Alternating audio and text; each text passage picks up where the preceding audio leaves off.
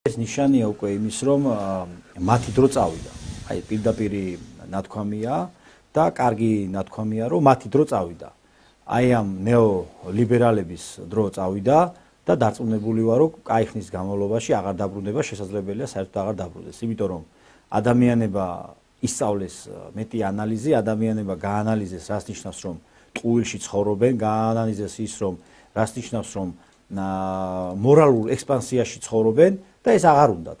ეს აღარ უნდა სუვერენულ სახელმწიფოებს, ეს აღარ უნდათ და დარწმუნებული ვარ, რომ არასდროს აღარ იქნებიან ისინი უმრავლესობაში, როგორც თუნდაც ამერიკის შეერთებულ შტატებში, ასევე ევროპაში და ასევე სხვა ქვეყნებში და ასევე საქართველოში.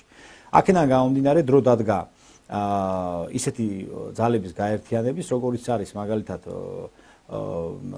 ტრადიციებზე და ფასეულზე ღირებული, ორიენტირებული პარტიების ისეთი გაერთიანებების, რომლებიც მხოლოდ და მხოლოდ ორიენტირებული იქნებიან ფასეულობებზე და ღირებულებებზე და არა ისეთ რაღაც აბსურდულ მოძრაობებზე, როგორც არის თუნდაც LGBT საზოგადოება და მსგავსი რაღაც სექტური, ესე ვთქვათ, მიდრეკილებები. ეს დრო დამთავრებულია და ძალიან კარგია, რომ ამის ჩვენ დასასრულს ხედავთ. შესაძლებელია ვიღაცებისთვის ეს მტკივნეულია, მძაფრად გამოხატავენ, მაგრამ მე დარწმუნებული ვარ, რომ მათი დრო წავიდა.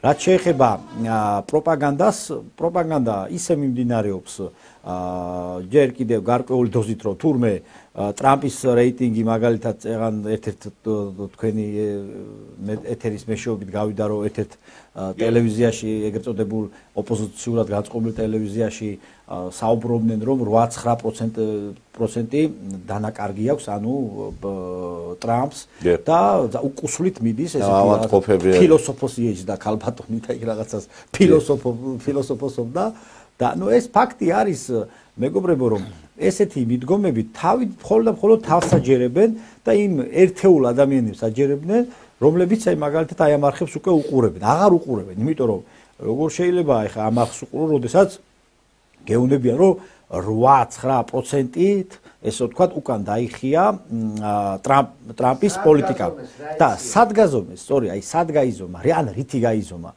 ამიტომ ეს ყველაფერი ხდება შეგნებულად, რომ როგორმე გადარჩენა მოხდეს იმ საზოგადოების, რომლებიც ჯერ კიდევ ჯერავთ, რომ ეს ანუ არ უნდათ რომ ეს რეალობა დაინახონ, რომ მათ ეს ბრძოლა წააგეს და კიდე რაღაცას ეპოტინებიან.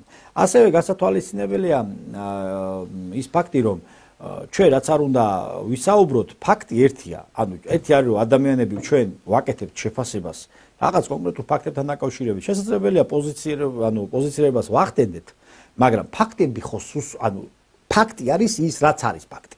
ანუ რუსეთ-უკრაინის ომი, რომ არის ფაქტი იმის, რომ უკრაინაში მიდის გრევა, ლეწვა და უკრაინის დაკარგვა ტერიტორიების, ეს არის ფაქტი. რა თუნდა ამას დიდი ფილოსოფია, ხო? ან ამ შეფასება მხარე ხარ, არა ხარ მხარეს.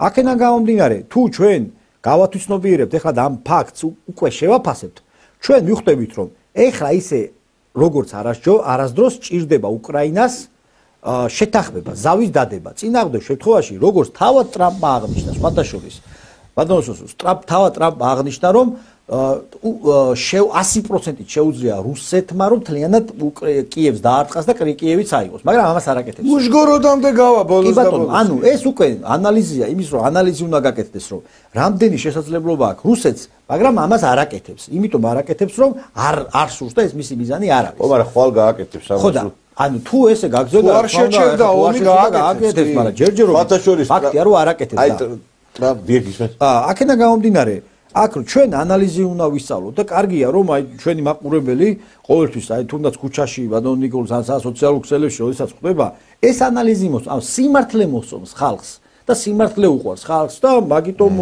ხართ ერთ-ერთი რეიტინგული, იმიტომ რომ სიმართლეს ლაპარაკობთ თქვენ ყოველთვის და ობიექტურად აფასებთ ფაქტებს და რაღაცა მხარი არ ახართ, მიხვდით? და ეს არის თავარი, ჩვენ საზოგადოებას ვაწვით იმ ფაქტობრივ გარემოებებს. არა, ჩვენ რასაც ვლაპარაკობდით, ტრამპი ამბობს და იგივე. იმიტომ რომ ჩვენ სიმართლეს ვლაპარაკობდით და სიმართლეს ვლაპარაკობთ ყოველთვის. ეს არის ფაქტი.